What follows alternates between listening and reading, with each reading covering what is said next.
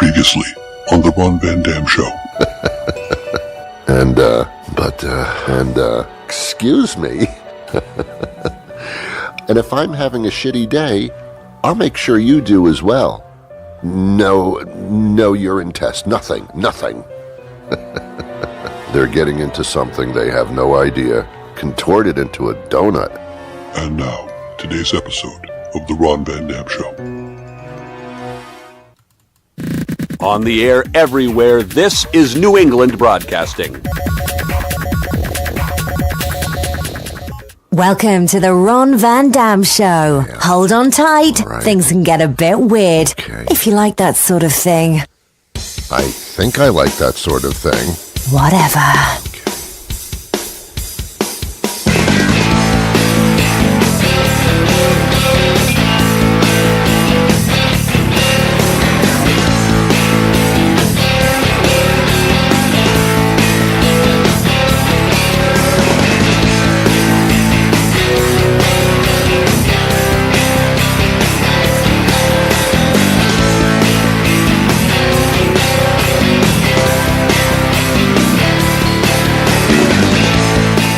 Good morning. Good morning, good afternoon, good evening, good night. It's the Ron Van Dam Show. Oh boy.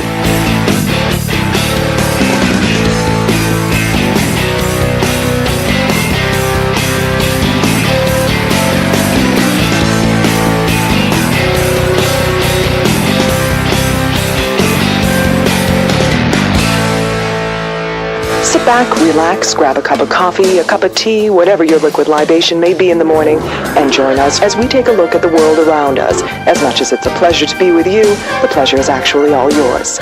And now, here's your host, Ron Van Dam. Thank you very much. Welcome to the program. How are you today? Good to be with you. This is really an honor for me to spend this time with you, because this usually doesn't happen. And I just, you're nice. You're just nice. Anyway, welcome to the program, as I said just about 10 seconds ago. I'm still frustrated. I'm sorry. I'm still frustrated. This Trump guy is successfully numbing my brain. What an interesting psychological mess this is. As I sit here amongst all this chaos and confusion, I just marvel at a couple of things. First of all, I still haven't seen Trump's tax returns. He's been president for over a year now, about a year and a half, and I still haven't seen his tax returns. The guy sitting in the White House is totally not transparent at all. He said he was going to drain the swamp. I can't see through the water. He's not transparent. I don't know what the hell he's doing. Isn't it my right to know what the guy leading the country is doing? But I don't, and he makes sure that I don't. I don't know what his business dealings are in the past, present, or future. He won't release them. Why is he hiding that? Now he meets with Vladimir Putin, the Tsar of Russia. He has a closed-door meeting for over an hour. No reporters, just a translator who, if the translator leaks any information, will be shot on sight. It's happened before. It'll happen again. Perhaps not shot, maybe poisoned. I don't know. Trump refers to a new policy with Russia, but never says what the policy is. He alone sits with a dictator and doesn't tell the American people what they talked about or what came out of it. Nothing. He says nothing on purpose. It's like, it's not my business. It's not our business. It's not our business. It's amazing to me that nobody calls him out on this, Republican or Democrat. You sat in the room with a dictator for an hour and you won't say what you talked about. What are you hiding? Of course Trump loves Putin. Putin's cute. Did you ever see him without his shirt on? Not bad. I'm kidding. It's bad. No man without a shirt ever did anything for me. I'm sorry. That's just the way it is. Women without shirts, different story, but that's just me. Why is Trump cozying up to Putin? What are they talking about behind closed doors? As I said on yesterday's show, this is collusion number 2, or the biggest collusion of all. They just sat down, the two of them. They could have made arrangements and said, look, I'll help you out, you help me out. Make sure I stay president in 2020. No problem, I got your back, baby. I mean, of course they said that. Of course they said that. Is that not illegal for you to ask a communist country, whatever you call them, to help you win the election like you did before? I mean, come on, man. It's funny, but it's not. And the reason that nobody is up in arms, if a Democratic president did this, oh my God, it would the fury would be incredible. When Trump does it, it's like I don't even understand. I'm upset, but I don't even understand what's going on, because we've all become comfortably numb.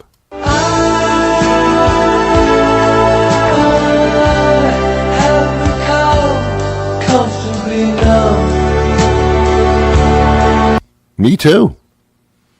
You hit me with so much crap. I'm trying to clean the crap off my car, and as soon as I start to clean the crap, you throw more crap on my car. I can never get the crap off my car. It's just too much crap. I never thought you'd bombard me with this amount of crap. I can't handle this amount of crap. I've handled crap in my life, all my life. But you're just hurling this thing like some kind of whacked out monkey throwing feces at me. I mean, I can't clean it fast enough.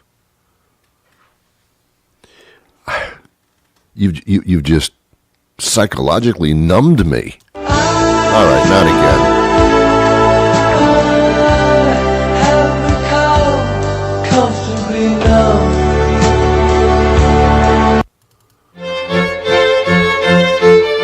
You are listening to The Ron Van Dam Show, refined entertainment for a sophisticated audience who sometimes enjoy a good fart joke.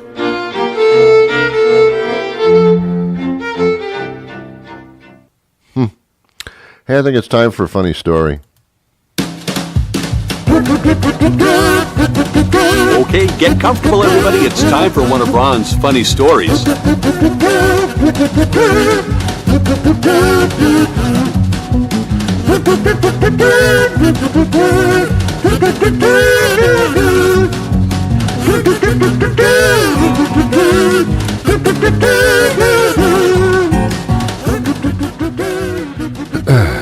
Last night, once again, couldn't get to sleep last night.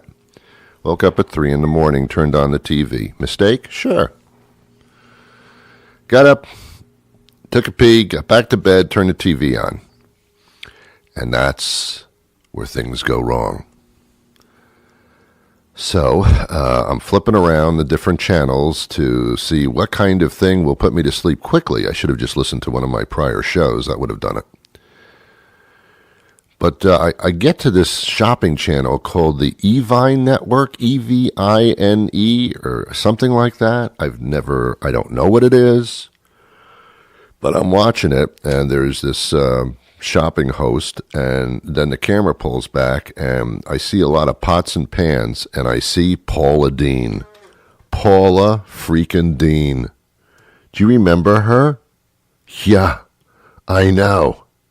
She's back on the air, and she's selling her cookware. And it's bothering me.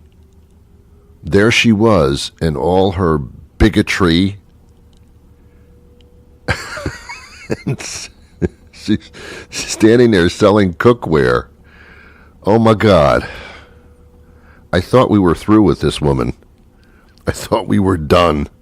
But apparently we're not. Because there she is. Lady racist.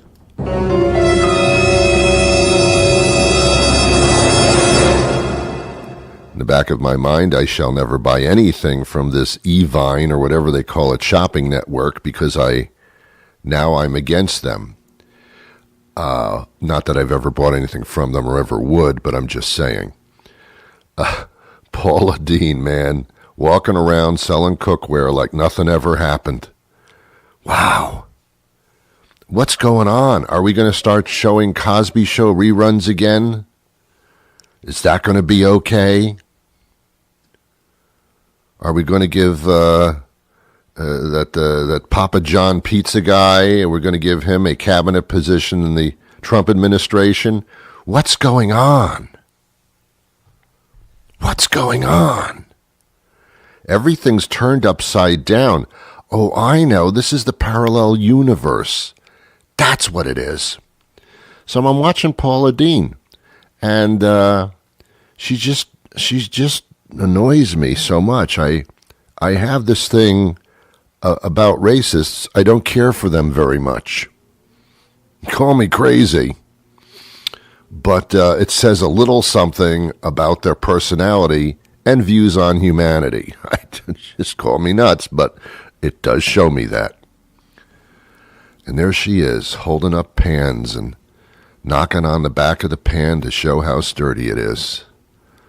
Paula, you a annoying little woman. She's back, and she's meaner than ever.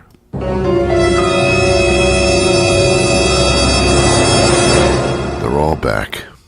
It's the zombie apocalypse. I don't know. Some portal to hell must have opened up by mistake. Somebody thought they were just opening the door to the restroom, but no. It's the portal to hell.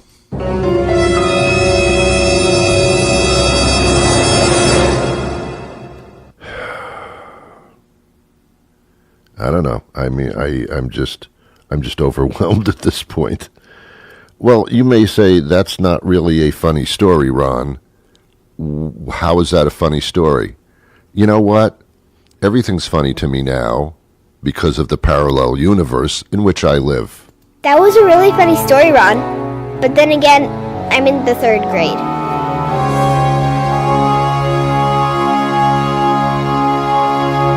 That's no excuse. That's no excuse. It's no excuse. My guest coming up a little bit later in the show is a very interesting one. Sure she is.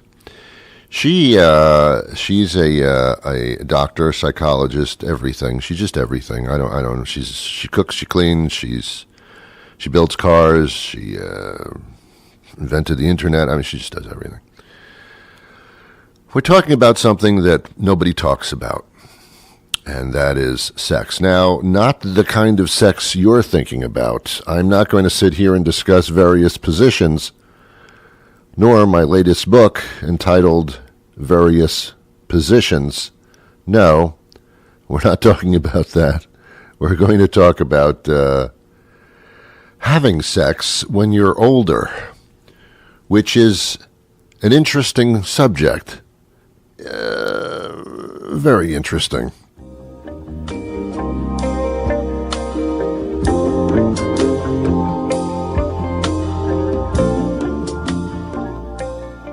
I've never listened to so much Barry White in my life in order to stimulate me psychologically. I didn't used to need stimulation. Now I need Barry White. What's up with that? I know, millennials don't know who Barry White is. I get it. Okay, fine. When women get older, apparently, I'm sorry. I'm gonna get the kids out of the room right now. Get them out. Get them out. Get them out. Get them out. Get them out. I don't even see them. I don't want to see them. I don't want to hear from them. Get them out of the room. I'm going to talk about something that's a little sensitive, and kids should not be hearing this. I have a feeling most adults shouldn't be hearing this either. Here's the deal. When women get older and men get older, certain things happen to their bodies. And it's not just wrinkles. It's sexual sensitivity and sexual drive. Men tend to have a problem with sexual drive. The question, would you rather have sex or Chinese food? Frequently, it's the Chinese food that wins. 'Cause I gotta tell you, that's very satisfying. So, but it's true. Men sometimes have trouble getting erections for various reasons. One is because their testosterone levels change, like I'm a doctor, right? And the other is that most men over the age of 50 and 60 start taking various medications because their body's falling apart. And the drug companies want to push drugs on us, so it's a perfect storm. When you take these drugs of all different types for all different reasons, they do affect your libido, your ability to erect tall buildings. Women also have problems. Women start to, how can I put this tastefully? They start to enter the desert. They start to dry up. Our grape becomes a prune. Ron, are you serious? No, this really happens. And women, if you talk to many women over a certain age, they will understand what I'm talking about. Again, you millennials, you have no concept here. Go do the laundry or something, or go tweet or twat yourself there on whatever your Facebook thing is, whatever. Go do that, because this is for mature people.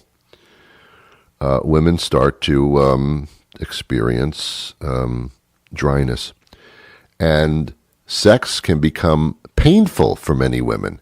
Now, there are many aids that you can use in order to, let's say, get a little juicier. Ron, what are you doing? Well, this is true. It does happen.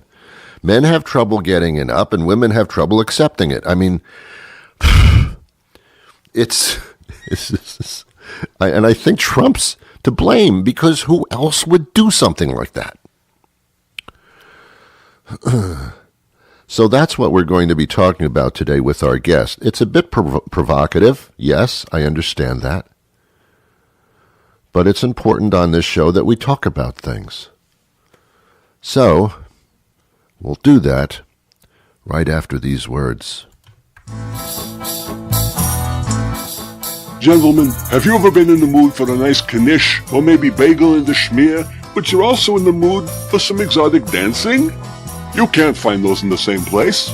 Until now. I'm Moishe Kaufman, inviting you to come visit us at Moishe's Knish and Strippers, the area's first genuine kosher deli and titty bar. Come in and rock out with your locks out and check out our dancers. These girls are so nice you'll plots, and they're all certified kosher. Maybe not the kind of girl you bring home to mother, but once you see Delia fold a dollar bill without using her hands, you won't care what mom thinks. Look, Bubby, you're in a strip club. That alone is enough to kill her, so live a little. Every Thursday, don't miss our buns and brisket buffet from noon to 6. Moishe's Knish and Strippers is closed on the Sabbath. Hey, we might be a little unorthodox, but we're not heathens.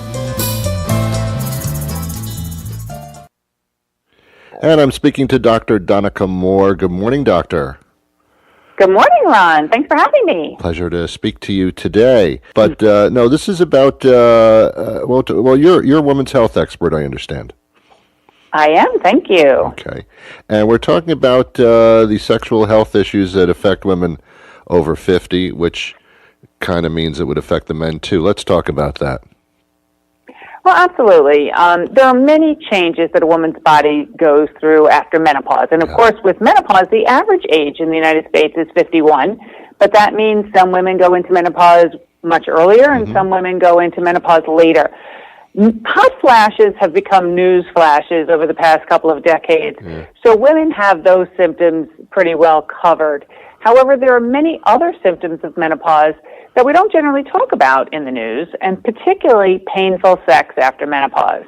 This is a condition that affects about half of all menopausal women, so that's about 32 million women in the United States. Right. So it's fairly common, and this is one of the last taboo areas that women are very reluctant to talk about, not only with their doctors, but also with their partners.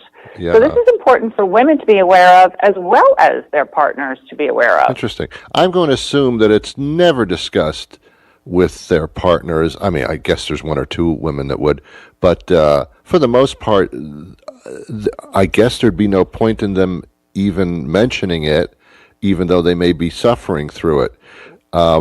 Is that accurate? Yeah, I think that is accurate. It might be more like 3 or 4 women do discuss it. But one of the issues is that women have been disparaged over the years with this, not tonight, honey, I have a headache kind of thing. Yeah. And obviously, 50 Shades of Grey to the contrary, if sex is painful, most women are not going to be really that interested in engaging in it again. Yeah. Women are reluctant to talk about it for a whole myriad of reasons, not only the taboo, but there's guilt, there's shame, there's blame. They don't want to feel like, or they don't want their partners to feel like they're blaming them. Yeah. And especially if you've been in a longer-term relationship, all of a sudden there's this change. How did this happen? But it doesn't go from being totally fine one day to being totally painful the next. It's a gradual change. And women may not realize, and certainly men don't realize, that these are a result of normal age-related changes that happen to the vaginal tissues as a result of the decreased estrogen that comes along with menopause. Menopause means you're not having your period anymore, but the reason for that is your body is just not producing enough estrogen, and that can affect all of the tissues in your body. Now, men might be able to relate to it in a totally different manner because obviously there's pain involved in what a woman goes through, but a man gets erectile dysfunction, which is not a painful situation, but a psychologically embarrassing one, and they, I guess in the same numbers, wouldn't ever mention that to their partner unless it becomes obvious. Well, I think in that case it's very obvious to the partner. You may not know this, but some women, I don't know any of them, but some women actually fake response during sex. Get out. So their partners... It's true. God. It's a secret. I'm violating the sisterhood by telling you this. I had no But idea. so some partners really may not be aware. The good news is that by talking to your physician, there are treatment options available. And this is another reason women don't go to their doctors, because they think they know what all the options are, and they haven't been successful. So the good news is that there are options that are non-estrogen. There's now an option called Aspina, which is a non-estrogen oral pill, which can not only treat the symptoms of this problem, which is called dyspareunia, or painful sex after menopause, but it can repair and rebuild the vaginal tissue changes that are as a result of menopause. Is the pain come from the irritation of the friction, or is it a muscle pain? What is it from? That's a great question. No, it is from the irritation. What happens in menopause, and over the first couple of years, is there are changes in the vaginal pH and also in 2 types of cells in the vaginal wall, the superficial cells and the parabasal cells. And the way I like to explain it to women is we're all very aware of menopausal changes that affect the skin on our faces. Those similar changes are actually in the tissues of the vagina as well. So the tissues become what we call more friable, which is just a medical fancy schmancy word for more easily irritated. And the tissue actually thins. Most women refer to this as vaginal dryness, but it's actually much more involved than that. It's not just a dryness situation that just a lubricant could usually heal. Okay. So a lubricant... It's beyond that. All right, I got you. So for some women, a lubricant may be a good start, but lubricants don't do anything to repair or rebuild the tissues. Ouch. Wow, I had no idea. Let me ask you a question a little bit off the subject. I know some young ladies who have hot flashes in their 20s and early 30s. Is that normal? There are many things that can cause hot flashes at any age, but it's never, quote-unquote, normal. Just because something is common doesn't mean it's normal, but in their 20s and 30s, that is not common. Another thing that many women, unfortunately, don't know till it's too late is there is a form of menopause called premature ovarian failure that can affect women for a number of reasons under 40. They need to see their doctors right away. Now, it may not be that. You can also get hot flashes from the flu or any kind of infection or even thyroid problems. Certain medications can also cause hot flashes. So usually when we hear about a symptom, we try to evaluate the most common reasons first. But sometimes it's, something totally unrelated. But if they're having hot flashes in their 20s and 30s, they definitely need to go see their doctor. We're running a little short of time, I think, but I do want to get through what we were talking about originally, what you were talking about originally. Are women not even talking about it to their friends or their doctors? Well, women are notoriously good at talking to their girlfriends about just about everything, Right. but this seems to be the last taboo. Oh. I would like to encourage women to talk to their girlfriends, talk to if they're having these problems. Mm-hmm. And one way is to say, I heard this discussion on the Ron Van Dam show today, and I never knew this. Did you know this? Of course, they can go, for more information, they can go to painfulsexaftermenopause.com. And if Aspina is recommended by their doctor, they can get a savings card there. But of course, the most important person for a woman to talk to if she's having any unusual or uncomfortable symptoms with sex or menopause or anything else is to her personal physician. Hey, it's great talking to you. I'm glad you brought this out and you're doing this tour. It's really important because the things that people don't talk about are the very reasons that we do things like this. Have yourself a wonderful day. Thank you so much, Dr. Donnica Moore. Thank you. Take care, Ron. Bye-bye. Bye-bye. Come on. Let's talk about sex, baby. Let's talk about you and me. Let's talk about all the good things and the bad things that make me. Let's talk about sex. Let's talk about sex. Let's talk about sex. Let's talk about sex. You are listening to the Ron Van Dam Show, and that gets you a podcasting high five. It's like a regular high five, but no one knows that you did it, or cares, or anything, really. Okay. A little demeaning, but whatever. Oh, thank you, Dr. Donnica Moore.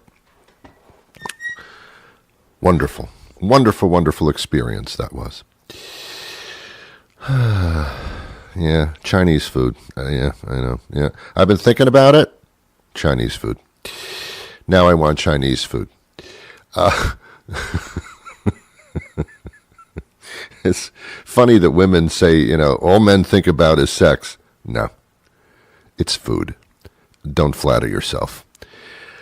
We're just about out of time for today. This has been great. It's just been great. I feel like I've bonded with you, even though I don't know who the hell you are. And you don't know me. You don't know me. You don't know me. But yet there's some type of an invisible, meaningless bond that we have that it's like bad glue. It's like when you want to glue something together, like the heel on your shoe or something, and all you've got in the cabinet is Elmer's glue, that stuff that you used in school, the school glue, which by nature doesn't adhere to anything. And so you try the school glue, the little Elmer's school glue, and it doesn't work, and there's a bond, but it's not a good one. That's us. That's us. That's you and me. There's a bond, but it's not a good one.